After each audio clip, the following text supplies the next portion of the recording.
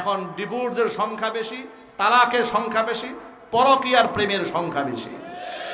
ঠিক না ব্যাঠিক জুড়ে বলেন? আর ডিভোর্স দেওয়ার ক্ষেত্রে পুরুষের চেয়ে নারী শতভাগ এগিয়ে। তাদের এমন গরম মেজাজ, এত হট, তালাকের অধিকার মহিলাকে দেওয়া হয় নাই, এরপরে ডিভোর্স দেয় নিজে আগে। ঠিক না ব্যাঠিক জুড়ে বলেন? এই যে অনেক নারীবাদীরা বলে না যে আল্লাহ তাআলা নাউজুবিল্লাহি মিন যালিক পুরুষকে তালাক দেওয়ার অধিকার দিলেন, নারীকে দিলেন না, নারীদের উপর জুলুম করা হয়েছে।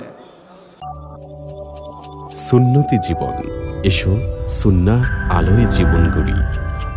হক্কানি উলামায়ে কেরামের বয়ান পেতে আমাদের চ্যানেলটি সাবস্ক্রাইব করুন। দিন প্রচারের নিয়তে লাইক, কমেন্টস ও শেয়ার করুন। 1.5 লক্ষ কোটি টাকা বিদেশে পাচার করেছে। এই দেশের টাকা, গরিবের টাকা নিয়ে ওরা আমোদ প্রমোদ ফুর্তিতে আছে। কেউ আছে সিঙ্গাপুরে, কেউ আছে জার্মানে, কেউ আছে মালয়েশিয়াতে, কেউ আছে সিঙ্গাপুরে, কেউ আছে দুবাইয়ে, আবার কেউ আছে দাদা বাবুদের কোলে। ঠিক না ঠিক?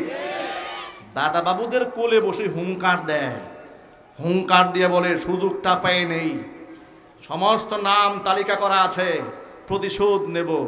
প্রতিশোধের রাজনীতি এই মাটিতে আর চলবে না। ওই চ্যাপ্টার ক্লোজড হয়ে গেছে, ওই চ্যাপ্টার বন্ধ হয়ে গেছে। এবার আগামীর বাংলাদেশ ইসলামের বাংলাদেশ হওয়ার একটা জোয়ার উঠেছে। এবার গোটা জাতি ঐক্যবদ্ধ হচ্ছে। আলেমদের নেতৃত্বে যদি ডাক আসে, তন্ত্রমন্ত্র বাদ দিয়ে স্লোগান হবে একটাই, আগামীর বাংলাদেশে আমরা কোরআনের বাংলাদেশ দেখতে চাই। আল্লাহ পাক আমাদের ঐক্যবদ্ধ থাকার তৌফিক দান করেন। প্রিয় ভাইয়েরা আমার, সকল মুসলিম ভাইদেরকে আহ্বান জানাই, আলেম ওলামাদের সাথে মহাব্বত রাখুন, আলেমদেরকে ভালোবাসুন। আলেমরা জাতির শত্রু নয়, তারা দেশের আসল বন্ধু। প্রমাণ শোনায় দেখেন, আবু দারদা রাদিয়াল্লাহু তাআলা আনহু থেকে বর্ণিত আছে, তিনি বলেন, আন আবি দারদা রাদিয়াল্লাহু তাআলা আনহু আন্নাহু قال কুন আলিমান আও মুতাআল্লিমান আও মুস্তামিআন আও মুহিব্বান ওয়ালা তাকুনিল খামিস ফাতাহলিক। হযরত আবু দারদা রাদিয়াল্লাহু তাআলা আনহু বলেন, আলেমদের এত শান আর মান, এত মর্যাদা, সম্ভব হলে নিজে আলেম হয়ে যাও। আলেম যদি হতে না পারো, আলেমের ছাত্র হও। তাও পারো নাই, আলেমের শ্রোতা হও, ফ্যান ফলোয়ার হয়ে থাকো। পারো নাই, 4 নাম্বার আও মুহিব্বান, আলেমদেরকে ভালোবাসো। ওয়ালা তাকুনিল খামিস, 5 নাম্বার হইও না, তাহলে ধ্বংস হবে। মানে খবরদার আলেম বিদ্বেষী হয়ে যেও না, তাহলে তুমি ধ্বংস হয়ে যাবে।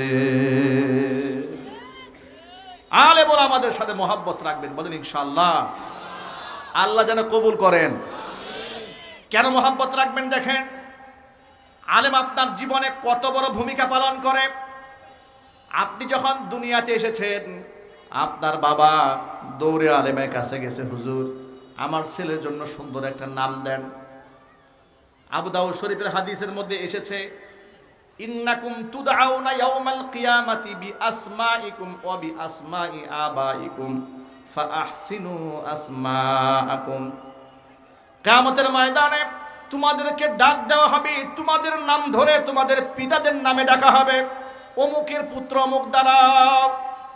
সুতরাং সুন্দর সুন্দর নাম রেখো, ফাআহসিনু আসমাআকুম, তোমাদের সুন্দর নাম ধরে আল্লাহ পাক তোমাদেরকে ডাক দিবেন। এই জন্য আপনি দুনিয়াতে আসার পরে আপনার বাবা আলেমের দ্বারস্থ হয়েছে, হুজুর আমার সন্তান হয়েছে, ছেলে হয়েছে, মেয়ে হয়েছে, একটা সুন্দর নাম দেন। আলেমের পরামর্শ নিয়ে আপনার সুন্দর নাম, আপনার পরিচয়টা তৈরি হলো। এরপরে 7 দিন, 3 দিন, 9 দিনের মাথায় আপনার আকিকা করে আলেমদের নেতৃত্বে দোয়া হয়ে গেল। আলেম আপনার জন্য কল্যাণের দোয়া করলেন। এরপরে সকালবেলা মক্তবে সর্বপ্রথম একেবারে জীবনের শুরুতে আপনি আলিফ বা তাসা আলেমদের হাতেই শিখেছেন। ঠিক কিনা বলেন? যদিও বর্তমান বাংলাদেশের ফুরকানিয়া মাদ্রাসাগুলো অনেক জায়গায় বন্ধ হয়ে গেছে।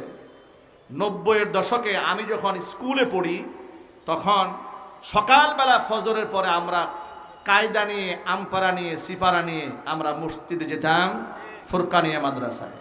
আল্লাহর কসম, আল্লাহর কসম, আল্লাহর কসম, আমরা ক্লাস শেষ করে যখন বাড়ি ফিরতাম, আমাদের প্রত্যেকটা ঘর থেকে আমাদের মা চাচিদের কণ্ঠে গুনগুন গুনগুন শব্দে কোরআন তেলাওয়াতের আওয়াজ পেতাম। ঠিক না ব্যাটিক জুড়ে বলে? আজকে সেই আওয়াজ কোথায় গেল? আমার মা বোনদের কণ্ঠ থেকে সে আওয়াজ হারিয়ে গেছে। কেন? মায়েরা বোনেরা গভীর রাত পর্যন্ত মোবাইল টিপে, ফেসবুক দেখে, সিনেমা দেখে, নাটক দেখে, সকালবেলা ফজরের নামাজও নাই, কোরআন তেলাওয়াতও নাই। রহমত তো এমনি উঠে যায় না। রহমত শেষ, রহমত বিদায় হলো। এরপরে সংসারে অশান্তি শুরু হলো মারামারি, ঝগড়াঝাটি। এখন ডিভোর্সের সংখ্যা বেশি, তালাকের সংখ্যা বেশি, পরকীয়ার প্রেমের সংখ্যা বেশি। ঠিক না ব্যাঠিক জুড়ে বলেন? আর ডিভোর্স দেওয়ার ক্ষেত্রে পুরুষের চেয়ে নারী শতভাগ এগিয়ে। তাদের এমন গরম মেজাজ, এত হট, তালাকের অধিকার মহিলাকে দেওয়া হয় নাই, এরপরেও ডিভোর্স দেয় নিজে আগে। ঠিক না ব্যাঠিক জুড়ে বলেন?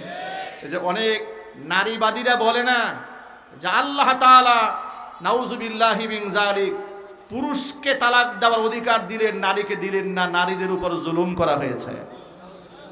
আচ্ছা, আল্লাহর বিধানে কোনো জুলুম আছে? আরো জোরে বলেন ভাই। যদি কোনো ব্যক্তি বলে আল্লাহর বিধানে জুলুম আছে, ওর ঈমান আছে? এই যে তসলিমা নাসরিনকে ঝাঁটা পিটাই করে এদেশের মানুষেরা দিল্লি কেন পাঠিয়েছে জানেন? কারণ সে বলেছে আল্লাহ তাআলা কোরআনে নারীদের উপর জুলুমের আইন করেছে। নাউজুবিল্লাহ পড়েন। এই যে বেগম রুকেয়া নিয়ে আজকে বাংলাদেশ তুলপাড়, ডক্টর মোহাম্মদ ইউনূস সাহেব তিনি বললেন আমি রুকেয়া। কি বললেন তিনি রুকেয়া হয়ে গেছেন। আবার বুদ্ধিজীবীরা বলছেন তিনি হচ্ছেন নারী জাতির অগ্রদূত, নারী অগ্রযাত্রার ক্ষেত্রে তিনি নাকি মহিয়সী নারী, নারীদেরকে এগিয়ে নেওয়ার ক্ষেত্রে তার নাকি বিরাট ভূমিকা। এই মহিয়সী নারীকে একজন দেখলাম বলতেছেন তিনি আল্লাহর ওলি ছিলেন, আবার একজন বলতেছেন দেখলাম যে তিনি খাদিজাতুল কুবরার অনুসারী ছিলেন। এই খাদিজাতুল নাউজুবিল্লাহ তথাকথিত খাদিজাতুল কুবরার অনুসারীর ব্যাপারে রাজশাহী বিশ্ববিদ্যালয়ের পদার্থবিজ্ঞানের সম্মানিত শিক্ষক মাহমুদুল হাসান, আল্লাহ পাক তাকে নেক হায়াত দান করুন, বিশ্ববিদ্যালয়ের শিক্ষক হয়ে তিনি লিখেছেন বেগম রুকিয়া ছিল মুরতাদ, সে ছিল কাফের। ফেসবুকে লেখার পরে তো এবার বামপাড়ায় লাগলো আগুন। রাজনীতিবিদরাও তার বিরুদ্ধে কথা বলা শুরু করলেন। বাধ্য হয়ে ফেসবুক পোস্ট তিনি ডিলিট করলেন।